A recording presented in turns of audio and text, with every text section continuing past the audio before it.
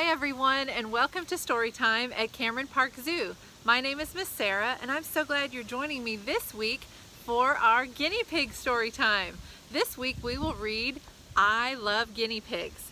And in this book, a guinea pig pet owner who absolutely adored his guinea pigs decided to write a book and share a lot of the experiences with you. There's also a little bit of history, some caretaking if you want to be a pet guinea pig owner, and just lots of cute and furry fun. So we'll also have some book suggestions for you if you want to do some further reading for guinea pigs. And you'll meet two of our animal ambassadors, Clark and Arthur, at the ranch house. So let's start by singing our welcome song. We're going to the zoo, zoo, zoo. How about you, you, you? You can come too, too, too. We're going to the zoo, zoo, zoo. Let's begin by reading our book for this week. Our storytime book for this week is called I Love Guinea Pigs. This is a scholastic book, and we've been given permission to share it with you. In this book, we'll learn about how guinea pigs make wonderful pets, but we'll also learn the history behind guinea pigs and where they come from.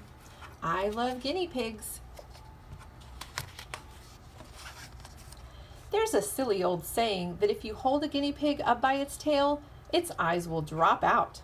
Well, of course they wouldn't, even if you could, which you couldn't because guinea pigs don't have tails. And they aren't pigs either. They're rodents, like mice and rats and squirrels. As for the other part of their name, guinea pigs were first brought to Europe about 400 years ago by Spanish sailors, probably from a country in South America called Dutch Guiana, and the sailors called them Guinea pigs. Anyway, whatever they're called, it's the way they look that I've always liked. They're so chunky and chubby and cuddly with their blunt heads and sturdy bodies and short legs. They come in tons of different colors, and they can be smooth-coated or rough-coated or long-coated, not to mention the other varieties. I've had hundreds of guinea pigs over the last 50 years, but I've always liked the Abyssinians best. Guinea pigs are such sensible animals. They're awfully easy to keep because they aren't fussy. They don't like the cold, of course, or the damp any more than you would, and they're not happy living in a poky little place any more than you would be. But as long as they have a comfortable, warm, dry place to live, guinea pigs are as happy as can be. They're hardy animals and don't often get sick. Properly cared for, they can live a long time. I once had a crested sow named Zen. She lived 2 years with me and then 8 more with one of my daughters. People's hair grows whiter as they age, but Zen's grew darker.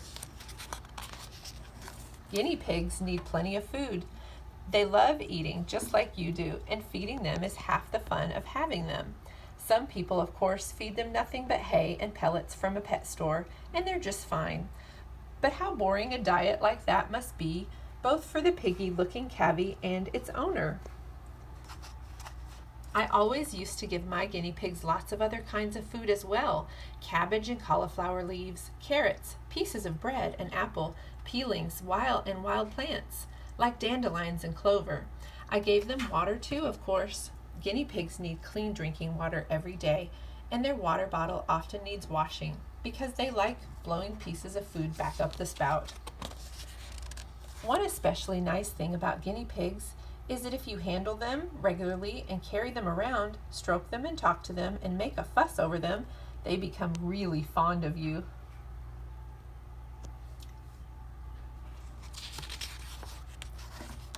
Another nice thing about guinea pigs is that they talk a lot. When they want food or water, they often give a sort of whistle, sometimes low, sometimes loud. Boars say chutter when they're squaring up for a fight. So do sows when their babies pester them too much. Other things guinea pigs say are put, chut, tweet, and drr. But when one guinea pig says purr to another guinea pig, it's plain as the nose on your face that it only means one thing. I love you. And that brings me to the best of all about having guinea pigs, baby ones, because their ancestors, the wild cavies of South America, lived out in the open with enemies all around them. Their young ones had to be ready to run for it. So the guinea pig sow carries her unborn litter for a very long time, about 70 days. And they arrive in the world fully furred, with their eyes open and their mouths already filled with teeth. Newborn guinea pigs are such a comical sight. Their heads and feet look too big for their bodies. But almost immediately, they show an interest in those two favorite guinea pig pursuits, eating and conversation. Of all the guinea pigs I've ever had, there were two that I will never forget. Both were Abyssinians, both were boars, and each in his time fathered dozens of lovely, big-headed, big-footed babies. One was a bright golden color, and his name was King Arthur. The other was a blue roan named Beach Boy. Both are buried in my yard. There's a solitary apple tree at the edge of my lawn, and I like to look at it and think that under it Beach Boy and King Arthur lie peacefully, one to one side of the tree and one on the other. I'm not sad about this, just happy to remember what a lot of pleasure I've had from all my guinea pigs. One especially nice thing about guinea pigs is that if you make a fuss over them, they become really fond of you. I hope you enjoyed hearing I Love Guinea Pigs and this unique book about a pet owner who loved their guinea pigs so much and wanted to share that information and love with you. Would you like to read more books and stories that feature guinea pigs? Here are some suggested titles. All of these books were found at the Waco-McLennan County Library System and the Hewitt Library. Gullible's Troubles.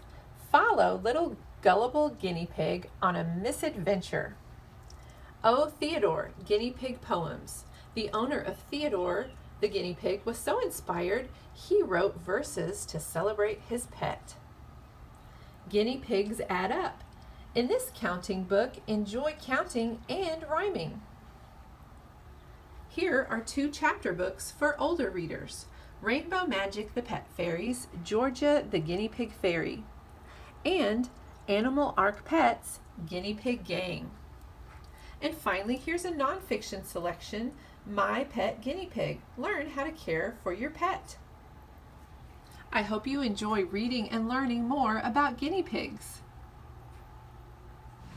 Let's meet 2 of our guinea pigs, Clark and Arthur. Clark and Arthur are 2 of our education animals that go out on programs in our Zoomobile.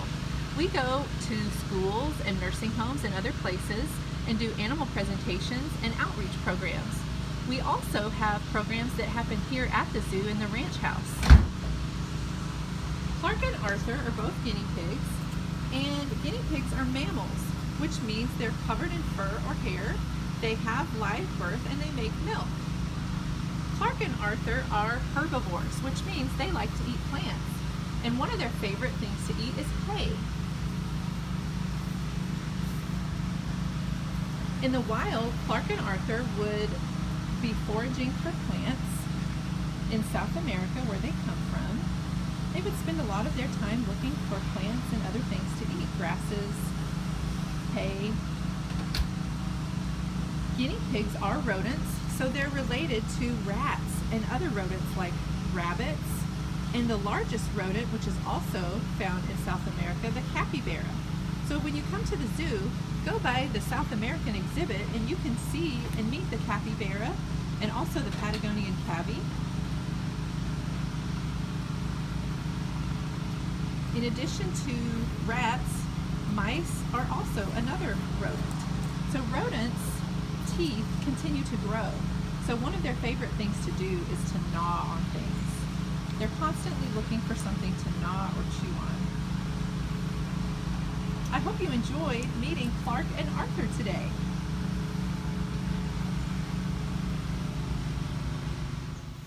I hope you've had fun this week at Storytime, learning about guinea pigs. Aren't Clark and Arthur just the cutest? Let's end by singing our goodbye song. See you later, alligator, after a while, crocodile. Give a hug, ladybug, give a kiss, jellyfish. See you soon, big baboon, out the door, dinosaur. Take care, polar bear, wave goodbye, butterfly. I'll see you again next time. Take care.